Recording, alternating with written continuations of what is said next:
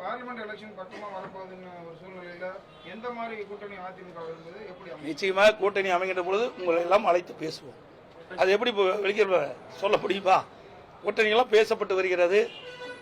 ஆகவே கூட்டணி என்பது அந்தந்த சூழ்நிலைக்கு தக்கவாறு அமைக்கப்படுவது. அதே அனைத்து இந்திய அண்ணா திராவிட முன்னேற்ற கழகம் சரியான முறையிலே கூட்டணி அமைக்கப்படும்.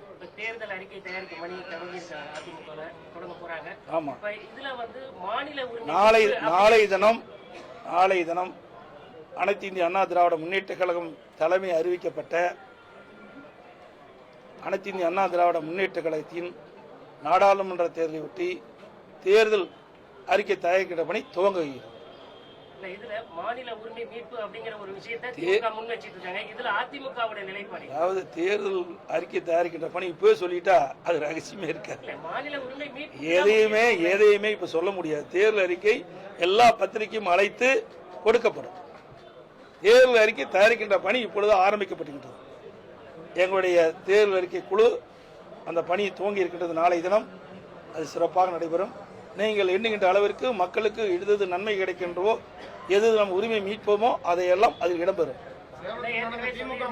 இந்திய கூட்டணியில வந்து அங்க இருக்க கூட்டணி கட்சிக்குள்ளேயே குழப்பம் இருக்குன்னு அதுக்கேற்ற போல இந்த மேற்கு வங்கத்துல மம்தா பானர்ஜி தனித்து போட்டிட்டாங்க. அதே போல பஞ்சாப்லயும் தனித்து போட்டின்னு ஆம் ஆத்மி சொல்லிட்டாங்க. இப்ப அந்த நிலைப்பாடு பத்தி உங்க கருத்து? இதை நான் ஏற்கனவே பல முறை தொலைக்காட்சியிலையும் சொல்லிவிட்டேன், பத்திரிகை வேலையும் சொல்லிவிட்டேன்.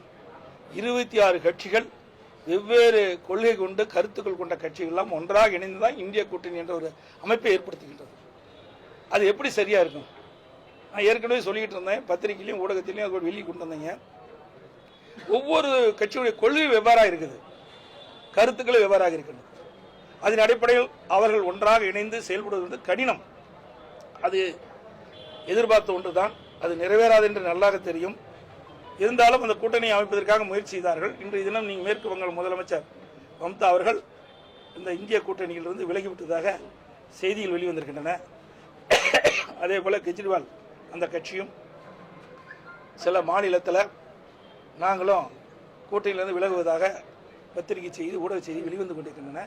இன்னும் காலம் இருக்கின்றது. யாரெல்லாம் வெளியே போவாங்கன்னு பொறுத்திருந்து பார்ப்போம். நாடாளுமன்ற தேர்தலில் இந்த ராமர் கோவில் விவகாரம் தான் அதிகமா பேசப்பட்டு இருக்குது. அது எதிரொலிக்குமா இந்த தேர்தல் அப்படின்னு அதிமுக? அதாவது எல்லா கோயிலும் அப்பப்ப கட்டிட்டு தான் இருக்கிறோம். சேலம் மாவட்டத்தில் எத்தனை கோயில் கட்டியிருக்கிறோம், நம்முடைய தொகுதியில் எத்தனை கோயில் கட்டியிருக்கிறோம். அப்படி ஒவ்வொரு கோயிலும் கட்டி மக்கள் ஆதரிக்கிறதா எல்லாருமே கோயில் கட்ட வேலைக்கு போயிடுவாங்க.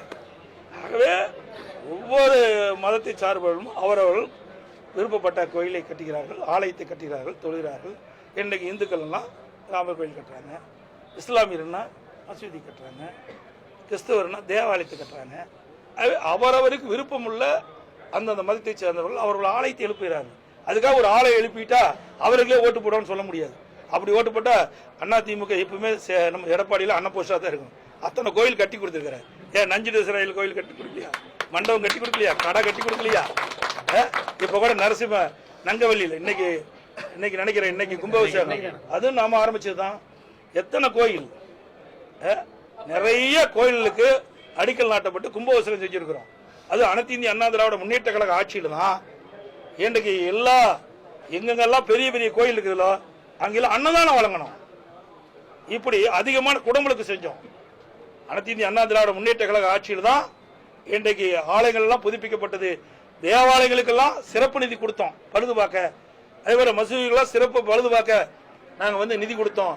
இப்படி அனைத்து இந்திய அண்ணா திராவிட முன்னேற்ற கழகத்தை பொறுத்த வரைக்கும் மதத்துக்கும் ஜாதிக்கும் அப்பாற்பட்ட கட்சி, எல்லா மதத்திற்கும் சமமாக கண்ணோட்டத்தோட நாங்க செயல்பட்டோம். நான் சொல்றேன் திருப்பி நீங்க அதையே தான் கேட்கறீங்க. அதாவது இந்த மதம் அவர்களுக்கு புனிதமானது. அங்கங்க கோயில் கட்டுறாங்க, அவர்கள் வணங்குறாங்க. இது எல்லாத்துக்கும் பொதுவானது. நம்முடைய நாடு இன்னைக்கு இந்திய நாடு என்பது பல்வேறு மதங்கள் பல்வேறு ஜாதி கொண்ட அமைப்பு. அந்தந்த மதத்தினர் அவர்கள் ஆலயங்கள் எழுப்புகிறார்கள், தேவாலயங்கள் எழுப்புகிறார்கள், மசூதி எழுப்புகிறார்கள். அவரவர்களுக்கு பிரியப்பட்ட மாதிரி கடவுளை பிரார்த்தனை செய்யறாங்க. அதுக்காக ஒரு கோயில் கட்டினா எல்லாமே அவர் பக்கம் போயிடுவாங்க என்பது தவறான கருத்து. படிப்புக்காக ஒரு திமுக சட்டமன்ற உறுப்பினர் வீட்டில் வேலை செஞ்ச ஒரு பெண் குழந்தை இன்னைக்கு அறிக்கை வந்திருக்குது. அனைத்து இந்திய அண்ணா திராவிட முன்னேற்ற கழகத்தின் சார்பாக நீங்க சொன்ன மாதிரி ஒரு சட்டமன்ற உறுப்பினர் வீட்டில் ஒரு மாணவி அங்கு இருக்கின்ற வீட்டு வேலை செய்வதற்காக அந்த மாணவி சேர்க்கப்பட்டு அவர் பணிவிடை செய்து கொண்டிருக்கின்ற பொழுது பல்வேறு துன்பத்திற்கு ஆளாகியிருக்கின்றார்கள். இந்த அரசு சரியான முறையிலே நடவடிக்கை எடுக்காத காரணத்தினால் அந்த மாணவி காவல் நிலையத்தில் புகார் கொடுத்தும் அந்த புகாரின் அடிப்படையிலே வழக்கு தான் பதிவு செய்திருக்கிறார் ஒழிய அதுக்கு சம்பந்தப்பட்டவர்களை இதுவரை கைது செய்யவில்லை. அதற்கு காரணம் அவருடைய சட்டமன்றக்கூடிய மகன் மருமகன் இருக்கின்ற காரணத்தினாலே இந்த அரசு உரிய நடவடிக்கை எடுக்காத காரணத்தினாலே அனைத்து இந்திய அண்ணா திராவிட முன்னேற்ற கழகத்தின் சார்பாக வருகிற 1/2/2024 அன்று அனைத்து மாவட்டங்களிலும் அனைத்து இந்திய அண்ணா திராவிட முன்னேற்ற கழக அமைப்புள்ள மாவட்ட தலைநகரங்களில் கண்டன ஆர்ப்பாட்டம் நடத்தப்படும். செய்திகளை உடனுக்குடன் தெரிந்து கொள்ள உடனே சப்ஸ்கிரைப் பண்ணுங்க.